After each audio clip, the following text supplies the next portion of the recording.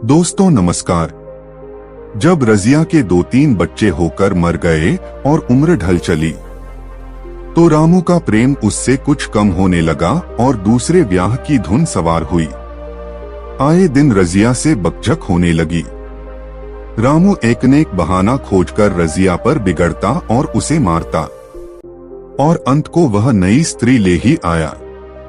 इसका नाम था दासी। चंपई रंग था, बड़ी बड़ी आंखें, जवानी की उम्र, पीली कुंशागी रजिया भला इस नवयौवना के सामने क्या जांचती। फिर भी वह जाते हुए स्वामित्व को जितने दिन हो सके अपने अधिकार में रखना चाहती थी। तिगरते हुए छप्पर को थूनियों से संभालने की चेष्टा कर रही थी। इस घर को उसने मरमर कर बनाया है, उसे सहज ही में नहीं छोड़ सकती। वह इतनी बेसमझ नहीं है कि घर छोड़कर ची जाए और दासी राज करे। एक दिन रजिया ने रामू से कहा, मेरे पास साड़ी नहीं है, जाकर ला दो। रामू उसके एक दिन पहले दासी के लिए अच्छी सी चुंदरी लाया था। रजिया की मांग सुनकर बोला, मेरे पास अभी रुपया नहीं था। रजिया को साड़ी की उतनी चाह न थी जितनी रामू और दसिया के आनंद में विघ्न डालने की। बोली, रुपये नहीं थे तो कल अपनी चहेती के लिए चुंदरी क्यों लाए? चुंदरी के बदले उसी दाम में 2 साड़ियां लाते तो एक मेरे काम न आ जाती। रामू ने स्वेच्छा भाव से कहा, मेरी इच्छा, जो चाहूंगा करूंगा, तू बोलने वाली कौन है? अभी उसके खाने खेलने के दिन है। तू चाहती है उसे अभी से नून तेल की चिंता में डाल दूं? यह मुझसे न होगा। तुझे ओढ़ने फनने की साध है तो काम कर। भगवान ने क्या हाथ पैर नहीं दिए? पहले तो घड़ी रात उठकर काम धंधे में लग जाती थी, अब उसकी डाह में पहर दिन तक पड़ी रहती है। तो रुपए क्या आकाश से गिरेंगे? मैं तेरे लिए अपनी जान थोड़े ही दे दूंगा। रजिया ने कहा, तो क्या मैं उसकी लौंडी हूँ कि वह रानी की तरह पड़ी रहे और मैं घर का सारा काम करती रहूं? इतने दिनों छाती फाड़कर काम किया, उसका यह फल मिला, तो अब मेरी बला काम करने आती है। मैं जैसे रखूंगा वैसे ही तुझे रहना पड़ेगा। मेरी इच्छा होगी रहूंगी, नहीं अलग हो जाऊंगी। जो तेरी इच्छा हो कर, मेरा गला छोड़। अच्छी बात है, आज से तेरा गला छोड़ती हूँ। समझ लूंगी विधवा हो गई। रामू दिल में इतना तो समझता था कि यह गृहस्थी रजिया की जोड़ी हुई है। चाहे उसके रूप में उसके लोचन विलास के लिए आकर्षण न हो। संभव था कुछ देर के बाद वह जाकर रजिया को मना लेता, पर दासी भी कूटनीति में कुशल थी। उसने गम्र लोहे पर चोटें जमाना शुरू की। बोली, आज देवी की किस बात पर बिगड़ रही थी? रामू ने उदास मन से कहा, तेरी चुंदरी के पीछे रजिया महाभारत मचाए हुए है। अब कहती है अलग रहूंगी। मैंने कह दिया, तेरी जरे इच्छा होकर। दसिया ने औंखें मटकाकर कहा, यह सब नखरे हैं कि आकर हाथ पांव जोड़े मनावन करें, और कुछ नहीं। तुम चुपचाप बैठे रहो, 2-4 दिन में आप ही गर्मी उतर जाएगी। तुम कुछ बोलना नहीं, उसका मिजाज और आसमान पर चढ़ जाएगा। रामू ने गंभीर भाव से कहा, दासी, तुम जानती हो वह कितनी घमंडिन है। वह मुंह से जो बात कहती है उसे करके छोड़ती है। रजिया को भी रामू से ऐसी कृतघ्नता की आशा न थी। वह जब पहले किसी सुंदर नहीं, इसलिए रामू को अब उससे प्रेम नहीं है। पुरुष चरित्र में यह कोई असाधारण बात न थी, लेकिन रामू उससे अलग रहेगा, इसका उसे विश्वास आन आता था। यह घर उसी ने पैसा पैसा जोड़ेकर बनवाया। गृहस्थी भी उसी की जोड़ी हुई है। अनाज का लेन देन उसी ने शुरू किया। इस घर में आकर उसने कौन कौन से कष्ट नहीं झेले, इसीलिए तो कि पौरुख थक जाने पर एक टुकड़ा चैन से खाएगी और पड़ी रहेगी। और आज वह इतनी निर्दयता से दूध की मक्खी की तरह निकालकर फेंक दी गई। रामू ने इतना भी नहीं कहा, तू अलग नहीं रहने पाएगी। मैं या खुद मर जाऊंगा या तुझे मार डालूंगा, पर तुझे अलग न होने दूंगा। तुझसे मेरा ब्याह हुआ है। हंसी ठट्ठा नहीं है। तो जब रामू को उसकी परवाह नहीं है, तो वह रामू को क्यों परवाह करे? क्या सभी स्त्रियों के पुरुष बैठे होते हैं? सभी के माँ बाप बेटे पोते होते हैं। आज उसके लड़के जीते होते तो मजाल थी कि यह नई स्त्री लाते और मेरी यह दुर्गति करते। इस निदय को मेरे ऊपर इतनी भी दया न आई। नारी हृदय की सारी परवशता इस अत्याचार से विद्रोह करने लगी। वही आग जो मोटी लकड़ी को स्पर्श भी नहीं कर सकती, फूस को जलाकर भस्म कर देती है।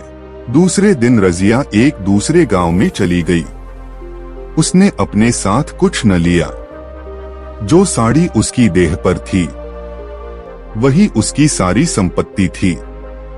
विधाता ने उसके बालकों को पहले ही छीन लिया था, आज घर भी छीन लिया। रामू उस समय दासी के साथ बैठा हुआ आमोद विनोद कर रहा था। रजिया को जाते देखकर शायद वह समझ न सका कि वह चली जा रही है। रजिया ने यही समझा।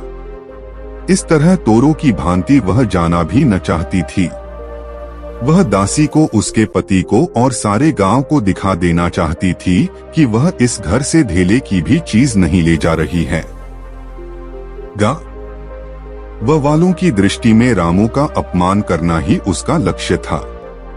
उसके चुपचाप चले जाने से तो कुछ भी न होगा। रामू उल्टा सबसे कहेगा। रजिया घर की सारी संपदा उठा ले गई। उसने रामू को पुकारकर कहा, संभालो अपना घर, मैं जाती हूँ। तुम्हारे घर की कोई भी चीज अपने साथ नहीं ले जाती। रामू एक क्षण के लिए कर्तव्य भ्रष्ट हो गया। क्या कहे उसकी समझ में नहीं आया। उसे आशा न थी कि वह यूं जाएगी। उसने सोचा था जब वह घर ढोकर ले जाने लगेगी तब वह गांव वालों को दिखाकर उनकी सहानुभूति प्राप्त करेगा। अब क्या करे? दसिया बोली, जाकर गांव में ढिंढोरा पीट आओ, यहाँ किसी का डर नहीं है। तो अपने घर से ले ही क्या आई थी, जो कुछ लेकर जाओगी? रजिया ने उसके मुंह न लगकर रामू ही से कहा, सुनते हो अपनी चहेती की बातें, फिर भी मुंह नहीं खुलता। मैं तो जाती हूँ, लेकिन 10 रानी तुम भी बहुत दिन राज न करोगी। ईश्वर के दरबार में अन्याय नहीं फलता। वह बड़े बड़े घमंडियों को घमंड चूर कर देते हैं। दसिया ठट्ठा मारकर हंसी, पर रामू ने सिर झुका लिया। रजिया चली गई। रजिया जिस नए गांव में आई थी वह रामू के गांव से मिला ही हुआ था, अतएव यहाँ के लोग उससे परिचित हैं। वह कैसी कुशल गृहिणी है, कैसी मेहनती, कैसी बात की सच्ची, यह यहाँ किसी से छिपा न था। रजिया को मजूरी मिलने में कोई बाधा न हुई। जो एक लेकर 2 का काम करे, उसे काम की क्या कमी। 3 साल एक रजिया ने कैसे काटे, कैसे एक नई गृहस्थी बनाई, कैसे खेती शुरू की, इसका बयान करने बैठें तो पोथी हो जाए। संचय के जितने मंत्र हैं, जितने साधन हैं, वे रजिया को खूब मालूम थे। फिर अब उसे लाग हो गई थी और लाग में आदमी की शक्ति का वारापार नहीं रहता। गांव वाले उसका परिश्रम देखकर दांतों उंगली दबाते थे। वह रामू को दिखा देना चाहती है, मैं तुमसे अलग होकर भी आराम से रह सकती हूँ। वह अब पराधीन नारी नहीं है, अपनी कमाई खाती है। रजिया के पास बैलों की एक अच्छी जोड़ी है। रजिया उन्हें केवल खली भूसी देकर नहीं रह जाती, रोज 2-2 रोटियां भी खिलाती है। फिर उन्हें घंटों सहलाती। कभी कभी उनके कंधों पर सिर रखकर रोती है और कहती है, अब बेटे हो तो, पति हो तो तुम ही हो, मेरी जान अब तुम्हारे ही साथ है। दोनों बैल शायद रजिया की भाषा और भाव समझते हैं। वे मनुष्य नहीं, बैल हैं। दोनों सिर नीचा करके रजिया का हाथ चाटकर उसे आश्वासन देते हैं। वे उसे देखते ही कितने प्रेम से उसकी ओर ताकते लगते हैं, कितने हर्ष से कंधा झुलाकर पर जुवा रखवाते हैं और कैसा जी तोड़ काम करते हैं। यह वे लोग समझ सकते हैं जिन्होंने बैलों की सेवा की है और उनके हृदय को अपनाया है। रजिया इस गांव की चौधराइन है। उसकी बुद्धि जो पहले नित्य आधार खोजती रहती थी और स्वच्छंद रूप से अपना विकास न कर सकती थी, अब छाया से निकलकर प्रौढ़ और उन्नत हो गई है। एक दिन रजिया घर लौटी तो एक आदमी ने कहा, तुमने नहीं सुना, चौधराइन रामू तो बहुत बीमार है। सुना 10 लंघन हो गए हैं। रजिया ने उदासीनता से कहा, जूड़ी है क्या? जूड़ी नहीं, कोई दूसरा रोग है। बाहर खाट पर पड़ा था। मैंने पूछा, कैसा जी है रामू? तो रोने लगा। बुरा हाल है, घर में एक पैसा भी नहीं कि दवा दारू करें। दसिया के एक लड़का हुआ है, वह तो पहले भी काम धंधा न करती थी और अब तो लड़कोरी है, कैसे काम करने आए। सारी मार रामू के सिर जाती है। फिर गहने चाहिए, नई दुल्हन यों कैसे रहे। रजिया ने घर में जाते हुए कहा, जो जैसा करेगा आप भोगेगा। लेकिन अंदर उसका जी न लगा। वह एक क्षण में फिर बाहर आई। शायद उस आदमी से कुछ पूछना चाहती थी और इस अंदाज से पूछना चाहती थी मानो उसे कुछ हद परवाह नहीं है। पर वह आदमी चला गया था। रजिया ने पूर्व पश्चिम जा जाकर देखा, वह कहीं न मिला। तब रजिया द्वार के चौखट पर बैठ गई। इसे वे शब्द याद आए जो उसने 3 साल पहले रामू के घर से चलते समय कहे थे। उस वक्त जलन में उसने वह शाप दिया था। अब वह जलन न थी। समय ने उसे बहुत कुछ शांत कर दिया था। रामू और दासी की हीनावस्था अब ईर्ष्या के योग्य नहीं, दया के योग्य थी। उसने सोचा, रामू को 10 लंघन हो गए हैं तो अवश्य ही उसकी दशा अच्छी न होगी। कुछ ऐसा मोटा ताजा तो पहले भी न था, 10 लंघन ने तो बिल्कुल ही घुला डाला होगा। फिर इधर खेतीबाड़ी में भी टोटा ही रहा, खाने पीने को भी ठीक ठीक न मिला होगा। पड़ोसी की एक स्त्री ने आग लेने के बहाने आकर पूछा, सुना रामू बहुत बीमार हैं, जो जैसी करेगा वैसा पाएगा। तुम्हें इतनी बेदर्दी से निकाला कि कोई अपने बैरी को भी न निकालेगा। रजिया ने टोकान ही दी, ऐसी बात न थी। वे तो बेचारे कुछ बोले ही नहीं। मैं चली तो सिर झुका लिया। दसिया के कहने में आकर वह चाहे जो कुछ कर बैठे हों, यो मुझे कभी कुछ नहीं कहा। किसी की बुराई क्यों करूं? फिर कौन मर्द ऐसा है जो औरजों के बस नहीं हो जाता। दसिया के कारण उनकी यह दशा हुई है। पड़ोसिन ने आग न मांग मुंह फेर कर चली गई। रजिया ने कलसा और रस्सी उठाई और कुएं पर पानी खींचने गई। बैलों को सानी पानी देने की बेला आ गई थी, पर उसकी आंखें उस रास्ते की ओर लगी हुई थीं, जो मलसी रामू का गांव को जाता था। कोई उसे बुलाने अवश्य आ रहा होगा। नहीं, बिना बुलाए वह कैसे जा सकती है। लोग कहेंगे, आखिर दौड़ी आई न। मगर रामू तो अचेत पड़ा होगा। 10 लंघन थोड़े नहीं होते। उसकी देह में था ही क्या। फिर उसे कौन बुलाएगा। दसिया को क्या गरज पड़ी है। कोई दूसरा घर कर लेगी। जवान है, 100 गाहक निकल आवेंगे। अच्छा, वह आ तो रहा है। हाँ, आ रहा है। कुछ घबराया सा जान पड़ता है। कौन आदमी है, इसे तो कभी मलसी में नहीं देखा। मगर उस वक्त से मलसी कभी गई भी तो नहीं। दो चार नए आदमी आकर बसे ही होंगे। बटोही चुपचाप कुएं के पास से निकला। रजिया ने कलसा जगत पर रख दिया और उसके पास जाकर बोली, रामू महतो ने भेजा है तुम्हें? अच्छा तो चलो घर, मैं तुम्हारे साथ चलती हूँ। नहीं, अभी मुझे कुछ देर है, बैलों को सानी पानी देना है, दिया बत्ती करनी है। तुम्हें रुपए दे दूं, जाकर दसिया को दे देना, कह देना कोई काम हो तो बुला भेजें। बटोही रामू को क्या जाने, किसी दूसरे गांव का रहने वाला था। पहले तो चकराया, फिर समझ गया। चुपके से रजिया के साथ चला गया और रुपए लेकर लंबा हुआ। चलते चलते रजिया ने पूछा, अब क्या हाल है उनका? बटोही ने अटकल से कहा, अब तो कुछ संभल रहे हैं। दसिया बहुत रोधो तो नहीं रही है? रोती तो नहीं थी, वह क्यों रोएगी? मालूम होगा पीछे।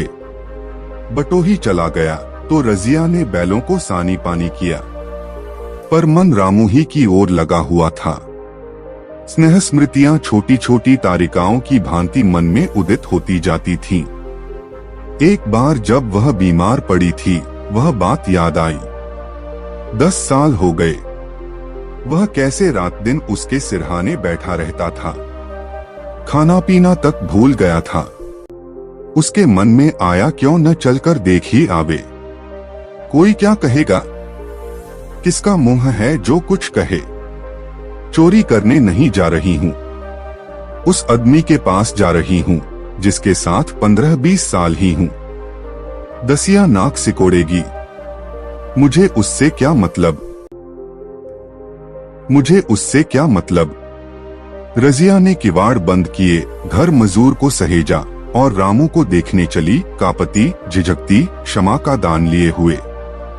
रामू को थोड़े ही दिनों में मालूम हो गया था कि उसके घर की आत्मा निकल गई और वह चाहे कितना जोर करे, कितना ही सिर खपाए, उसमें स्फूर्ति नहीं आती। दासी सुंदरी थी, शौकीन थी और फूहड़ थी। जब पहला नशा उतरा तो ठाय ठाय शुरू हुई। खेती की उपज कम होने लगी और जो होती भी थी वह ऊटपटांग खर्च होती थी। ऋण लेना पड़ता था। इसी चिंता और शोक में उसका स्वास्थ्य बिगड़ने लगा। शुरू में कुछ परवाह न की, परवाह करके ही क्या करता, घर में पैसे न थे। अताइयों की चिकित्सा ने बीमारी की जड़ और मजबूत कर दी और आज 10-12 दिन से उसका दाना पानी छूट गया था। मौत के इंतजार में खाट पर पड़ अकराह रहा था और अब वह दशा हो गई थी जब हम भविष्य से निश्चिंत होकर अतीत में विश्राम करते हैं, जैसे कोई गाड़ी आगे का रास्ता बंद पाकर पीछे लौटे। रजिया को याद करके वह बार बार रोता और दासी को कोसता, तेरे ही कारण मैंने उसे घर से निकाला। वह क्या गई, लक्ष्मी चली गई, मैं जानता हूँ। अब भी बुलाऊं तो दौड़ी आएगी, लेकिन बुलाऊं किस मुंह से। एक बार वह आ जाती और उससे अपने अपराध क्षमा करा लेती, फिर मैं खुशी से मरता। और लालसा नहीं है। सहसा रजिया ने आकर उसके माथे पर हाथ रखते हुए पूछा, कैसा जी है तुम्हारा? मुझ तो आज हाल मिला। रामू ने सजल नेत्रों से उसे देखा, पर कुछ कह न सका। दोनों हाथ जोड़कर उसे प्रणाम किया, पर हाथ जुड़े ही रह गए और आंख उलट गई। लाश घर में पड़ी थी। रजिया रोती थी, दसिया चिंतित थी। घर में रुपए का नाम नहीं, लकड़ी तो चाहिए ही। उठाने वाले भी जलपान करेंगे ही, कफन के बगैर लाश उठेगी कैसे? 10 से कम का खर्च न था। यहाँ घर में 10 पैसे भी नहीं। डर रही थी कि आज गहन आफत आई। ऐसी कीमती भारी गहने ही कौन थे? किसान की बिसात ही क्या? 2-3 नग बेचने से 10 मिल जाएंगे, मगर और हो ही क्या सकता है। उसने चौधरी के लड़के को बुलाकर कहा, देवर जी, यह बेड़ा कैसे पार लागे? गांव में कोई धेले का भी विश्वास करने वाला नहीं। मेरे गहने हैं। चौधरी से कहो इन्हें गिरोह रखकर आज का काम चलाएं। फिर भगवान मालिक है। रजिया से क्यों नहीं मांग लेती। सहसा रजिया आंखें पोंछती हुई आ निकली। कान में भनक पड़ी। पूछा, क्या है जोखू, क्या सलाह कर रहे हो?